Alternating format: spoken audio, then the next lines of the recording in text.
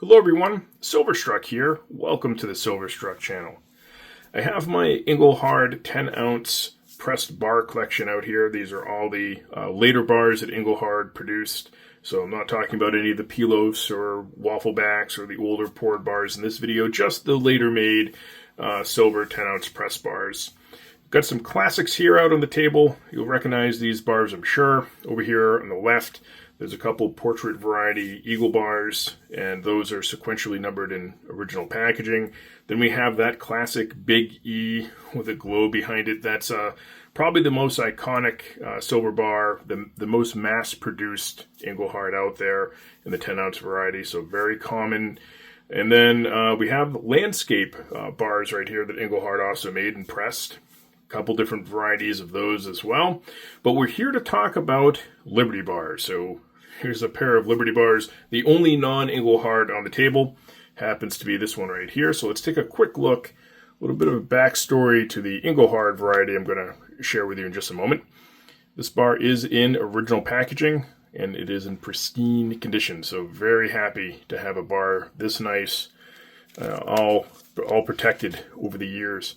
As we flip it over to the reverse, you can see MTB repeated in the background. You can also see a serial number and a date, which is fantastic because many of these older bars just are not dated.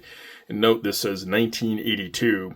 And then we know Johnson Matthey was involved here because you have that JM logo with the crossed hammers right at the bottom. So this is a Johnson Matthey produced Liberty bar. There were three major manufacturers that had their hands in these 10-ounce Liberty bars. That would be Metal Arts, the MA, Johnson Matthey, and of course Engelhard.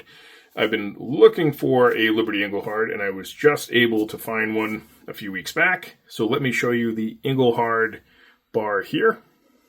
This is the new addition to the collection. Wish it was an OP. It is not, but that's okay. The bar is in still very good shape. Not all dinged up. A few scratches here or there.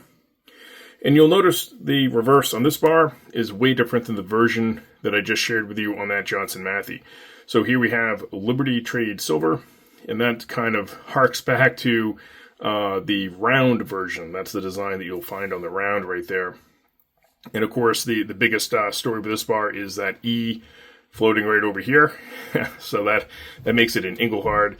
And then of course we can see the finest 10 troy ounces serial numbers, and then note the date, 1986. So Johnson Matthey was producing these Liberty bars far before Engelhard actually was involved, which I find quite interesting. I think right around 86, 87 might have been the last time that Engelhard actually produced the 10-ounce silver bars.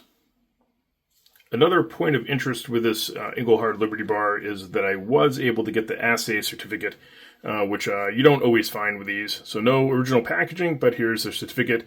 But I find it interesting. The certificate itself is actually dated 1982, while the bar is 1986. Serial number checks out, so there you have it. A little bit of interest there with the assay certificate. Let me share with you a listing for this bar on allengelhard.com, my favorite resource to reference here. And as you can see, this bar has a production number of about 7,500 made, so a tier 3 rarity. Not incredibly rare, but definitely collectible. Does sell at a premium. The Engelhard bar just sells a little over the premium of the other two.